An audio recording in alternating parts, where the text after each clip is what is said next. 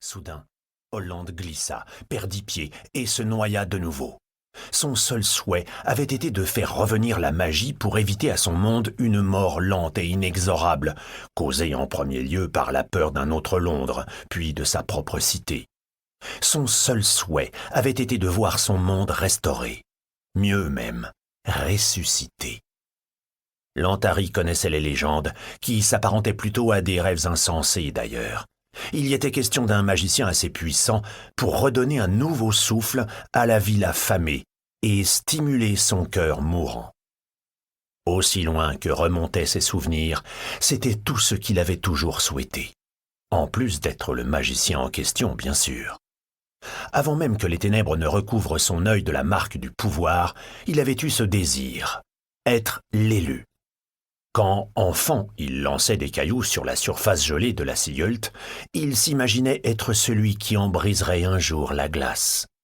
Une fois adulte, il priait dans le bois d'argent pour avoir la force de protéger son foyer.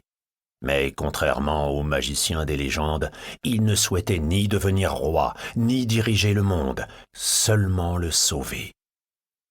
Le soir où Hollande avait été traîné en sang et à moitié inconscient dans les appartements du nouveau despote, ce dernier lui avait reproché son arrogance.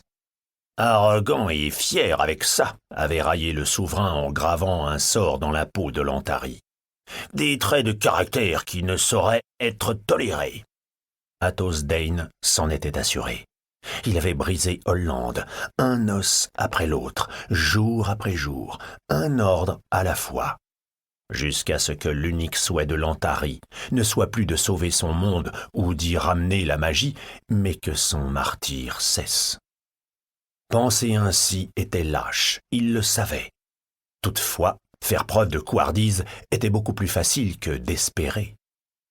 Ce jour-là, près du pont, lorsqu'il avait baissé sa garde pour laisser qu'elle, ce prince pourri gâté, lui enfoncer une barre métallique dans le ventre, le premier sentiment qui avait envahi Hollande, le premier, le dernier et l'unique, ne fut autre que du soulagement.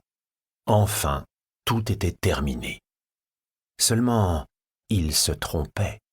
C'est vraiment très dur de tuer un Antari. À son réveil, étendu dans un jardin inerte à l'image de la ville et du monde dans lesquels il se trouvait, il avait d'abord éprouvé une vive douleur, suivie d'un sentiment de liberté. L'emprise d'Athos Dane avait disparu. Hollande était vivant, brisé, mais vivant. Pris au piège aussi. Dans un corps blessé, dans un monde scellé, à la merci d'un autre roi. Mais il avait le choix, cette fois, l'opportunité de tout arranger. À demi-mort devant le trône d'Onyx, il avait discuté avec le souverain sculpté dans la pierre et échangé sa liberté contre une chance de sauver son Londres, de lui permettre de retrouver sa splendeur. Hollande avait cédé corps et âme dans cet accord.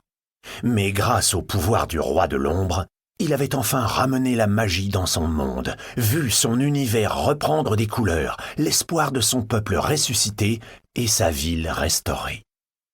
Il avait fait tout son possible, renoncé à tout ce qu'il possédait pour protéger son Londres. Malheureusement, son sacrifice ne s'était pas avéré suffisant. Pas pour le roi de l'ombre, qui en voulait toujours davantage et devenait plus fort chaque jour, avide qu'il était de chaos, de magie dans sa forme la plus pure et de pouvoir sans limite. Peu à peu, Hollande avait perdu le contrôle du monstre qui l'habitait. Ne lui restait plus qu'une solution, qu'il avait embrassée, proposer un autre réceptacle à Ossaron. « Très bien », avait répondu le roi, le démon, le dieu. « Mais s'il est impossible de le convaincre, je garderai ton corps. » Lantari avait accepté. Que pouvait-il faire d'autre? Il était prêt à tout pour sa ville. Mais même brisé, impuissant et pris au piège par ce maudit collier, qu'elle, ce prince gâté, puéril et entêté, avait refusé. Bien sûr, comment aurait-il pu en être autrement? Le roi de l'ombre avait alors souri avec la bouche de Hollande, qui résistait de toutes ses forces. Cependant, un marché était un marché, et Lantari ne pouvait rien y changer. Il avait senti au sarrau. Pour continuer à écouter ce livre audio gratuitement, cliquez sur le lien dans la description et vous pourrez l'écouter en entier sans frais grâce à l'essai de 30 jours d'Audible.